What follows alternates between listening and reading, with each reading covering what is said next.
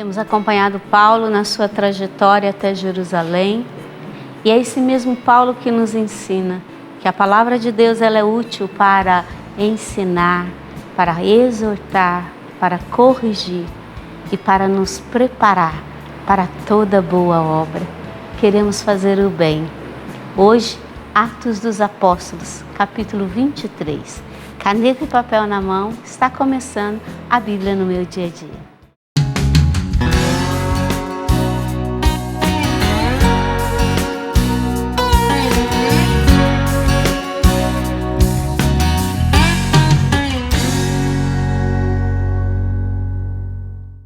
Vamos invocar o Espírito Santo? Em nome do Pai, do Filho e do Espírito Santo. Amém. Vinde, Espírito Santo, e enchei os corações dos vossos fiéis, e acendei neles o fogo do vosso amor. Enviai o vosso Espírito, e tudo será criado, e renovareis a face da terra. Oremos, ó Deus, que instruíste os corações dos vossos fiéis, com a luz do Espírito Santo, fazei que apreciemos retamente todas as coisas, segundo o mesmo Espírito, e gozemos sempre da sua consolação. Por Cristo Senhor nosso. Amém. Em nome do Pai, do Filho e do Espírito Santo. Amém. Capítulo 23, versículo 1. Com o olhar fixo no sinédrio, Paulo assim falou: Irmãos, até hoje eu me comportei diante de Deus em perfeita boa consciência. Mas o sumo sacerdote Ananias ordenou aos que estavam perto que lhe batessem na boca. Então Paulo lhe disse: Deus vai ferir-te, parede caiada. Tu sentas para julgar-me segundo a lei e, violando a lei, ordenas que me batam? Os que estavam ao seu lado lhe disseram: Estás insultando o sumo sacerdote de Deus.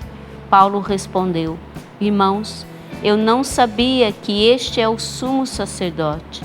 De fato, está escrito: Não amaldiçoarás o chefe do teu povo. Sabendo que uma parte dos presentes era saduceus e outras fariseus, Paulo exclamou perante o sinédrio: Irmãos, eu sou fariseu e filho de fariseus. Estou sendo julgado por causa da nossa esperança na ressurreição dos mortos. Apenas falou isso, armou-se um conflito entre fariseus e saduceus e a assembleia se dividiu. Com efeito, os saduceus dizem que não há ressurreição, nem anjo, nem espírito, enquanto os fariseus sustentam uma coisa e outra. Houve então uma enorme gritaria. Alguns escribas da facção dos fariseus se puseram a protestar, dizendo: Não encontramos nenhum mal neste homem. E se um espírito ou anjo tivesse falado com ele? E o conflito crescia cada vez mais. Receando que Paulo fosse despedaçado por eles, o comandante ordenou que os soldados descessem para tirá-lo do meio deles e devolvê-lo ao quartel. Na noite seguinte, o Senhor apresentou-se a Paulo e lhe disse: Tem confiança. Assim como deste testemunho de mim em Jerusalém, é preciso que sejas minha testemunha também em Roma. Versículo 11, nós temos uma ordem. Tem confiança. Assim como deste testemunhos de mim, é preciso que seja minhas testemunhas também em Roma. Versículo 12. No dia seguinte, os judeus armaram uma conspiração e se comprometeram sob juramento a não comer nem beber enquanto não matassem Paulo. Era mais de 40 os participantes da conjuração. Foram então até os sumos sacerdotes e os anciãos, dizendo: Acabamos de nos comprometer, sob solene juramento, a não comer nada enquanto não matarmos Paulo. Da vossa parte, então, com o acordo do sinédrio, mandai dizer ao comandante que que o faça comparecer à vossa presença, sob pretexto de examinardes mais minuciosamente o seu caso. Quanto a nós, estamos prontos para matá-los antes que chegue aqui. Entretanto, o filho da irmã de Paulo soube da trama, foi à fortaleza, entrou e preveniu Paulo.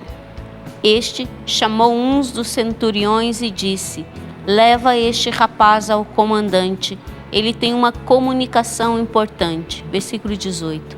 O centurião conduziu-o ao comandante e disse a este: o prisioneiro Paulo me chamou e pediu que te trouxesse este rapaz que tem algo a dizer. Tomando o rapaz pela mão, o comandante o levou à parte e lhe perguntou: o que tens para me comunicar? Ele respondeu: os judeus combinaram pedir que faças Paulo descer amanhã ao Sinédrio, sobre pretexto de examinarem mais minuciosamente o seu caso. Não acredite neles, mas de 40 homens estão de emboscada. Eles se comprometeram sob juramento a não comer nem beber enquanto não matarem Paulo. Agora estão de prontidão e aguardam o teu consentimento. 22. O comandante despediu o rapaz, recomendando: não digas a ninguém que me trouxestes essas informações. Ele chamou então 2 centuriões e ordenou: ponde em prontidão desde as 9 horas da noite 200 soldados, 70 cavaleiros e 200 lanceiros para irem até Cesareia, e que preparem também cavalos para Paulo montar e o levem são e salvo ao governador Félix. O comandante escreveu também a seguinte carta: Cláudio Lísias, ao excelentíssimo governador Félix, saudações. Este homem caiu em poder dos judeus e estava para ser morto por eles.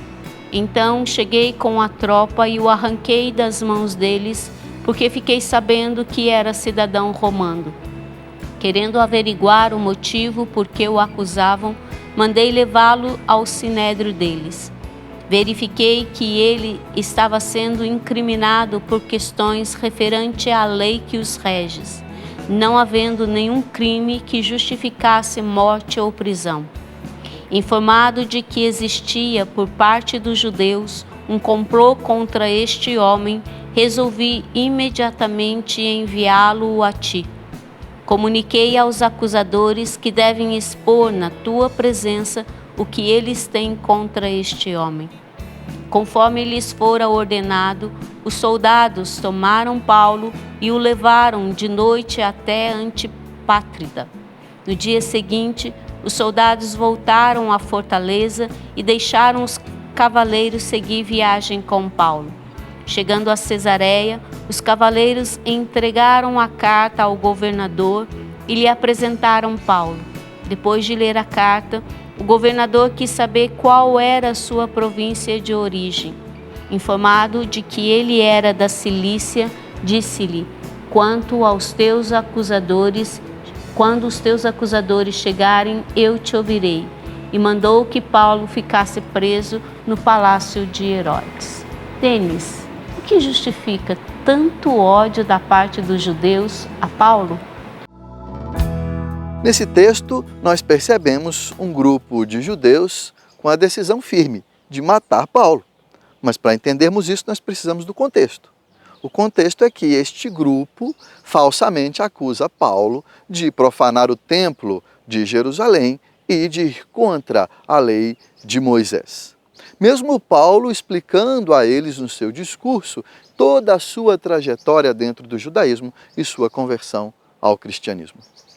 Acontece que esse grupo de judeus não aceitava o fato de que Jesus era a continuidade natural do judaísmo, pois era isso que Paulo ensinava. E por isso, não aceitando a mensagem de Paulo, queriam matá-lo.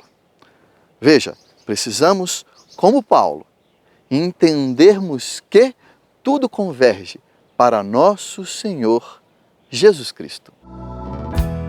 Obrigada, Denis. Como a gente pode ver, a palavra de hoje ela é muito rica, é uma experiência maravilhosa esse testemunho de Paulo.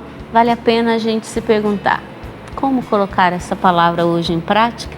Eu vou ficando por aqui com as minhas anotações, a minha reflexão, e eu aguardo você no nosso próximo programa, A Bíblia no Meu Dia a Dia.